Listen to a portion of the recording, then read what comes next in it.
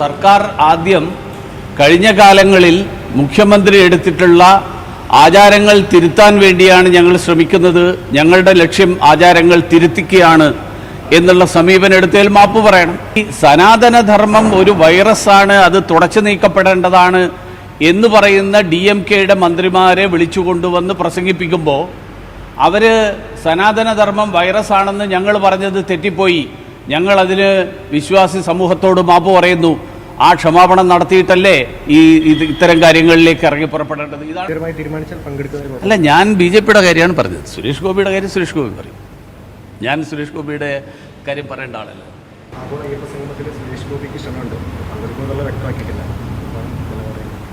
അദ്ദേഹമല്ലേ BJP നിലപാട് നേരത്തെ പറഞ്ഞിട്ടുണ്ടല്ലോ.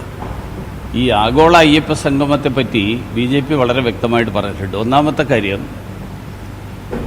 ഈ ആചാരങ്ങൾ തിരുത്താനുള്ളതാണ് എന്നാണ് മുഖ്യമന്ത്രി നേരത്തെ പറഞ്ഞിരുന്നത്. ആ നിലപാട് തന്നെയാണോ മുഖ്യമന്ത്രിക്ക് ഇപ്പോഴും ഉള്ളത്, അതോ ആചാരങ്ങൾ പാലിക്കപ്പെടേണ്ടതാണ് എന്നുള്ള സമീപനത്തിലേക്ക് മുഖ്യമന്ത്രി അദ്ദേഹത്തിൻ്റെ നിലപാട് മാറ്റിയോ? കഴിഞ്ഞതിൻ്റെ അപ്പുറത്തെ വർഷം ഈ പമ്പയിലും പന്തളത്തുമൊക്കെ ദർശനം നടത്താൻ വേണ്ടി മുന്നോട്ട് പോകാൻ കഴിയാതെ മാലയൂരി കണ്ണീരോടുകൂടി തിരിച്ചുപോയ ആളുകളുടെ സാഹചര്യം നിയമസഭയിൽ വിശദീകരിക്കപ്പെട്ടപ്പോൾ അന്നത്തെ ദേവസ്വം മന്ത്രി പറഞ്ഞത് കപടഭക്തരാണ് അവരെന്നാണ്. അതിൽ അങ്ങനെ വിളിച്ച ആൾക്കാർ ആ വിളിച്ചതിനെക്കുറിച്ച് മാപ്പ് പറയാൻ തയ്യാറുണ്ടോ? അന്ന് വിളിച്ചത് തെറ്റായിപ്പോയി എന്ന് പറയാൻ തയ്യാറുണ്ടോ? അതോടൊപ്പം ഈ ശബരിമലയുടെ വികസനം അത് ചർച്ച ചെയ്യാൻ വേണ്ടിയാണെന്നാണ് ഇപ്പോൾ പറയുന്നത്. ശബരിമലയുടെ ഒരു മാസ്റ്റർ പ്ലാൻ ഓൾറെഡി തയ്യാറാണ്. ആ മാസ്റ്റർ പ്ലാൻ അത് നടപ്പിലാക്കുകയാണ് വേണ്ടത്. അത് ഇനിയും ചർച്ച ചെയ്യേണ്ട എന്ത് കാര്യമുള്ളത് എന്നുള്ളത് ഭക്തരായിട്ടുള്ള ആളുകൾക്ക് ആർക്കും അറിയില്ല.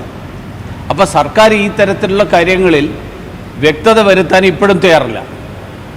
അതുകൊണ്ട് സർക്കാർ ആദ്യം കഴിഞ്ഞ കാലങ്ങളിൽ മുഖ്യമന്ത്രി എടുത്തിട്ടുള്ള ആചാരങ്ങൾ തിരുത്താൻ വേണ്ടിയാണ് ഞങ്ങൾ ശ്രമിക്കുന്നത്, ഞങ്ങളുടെ ലക്ഷ്യം ആചാരങ്ങൾ തിരുത്തിക്കുകയാണ് എന്നുള്ള സമീപനം എടുത്തതിൽ മാപ്പ് പറയണം. ഭക്തരായിട്ടുള്ള ആളുകൾ ദർശനം നടത്താൻ പറ്റാതെ തിരിച്ചു പോകേണ്ടി വന്ന സാഹചര്യത്തിൽ അങ്ങനെയുള്ള ആളുകളെ കപടഭക്തരാണ് എന്ന് വിളിച്ചതിൽ മാപ്പ് പറയണം.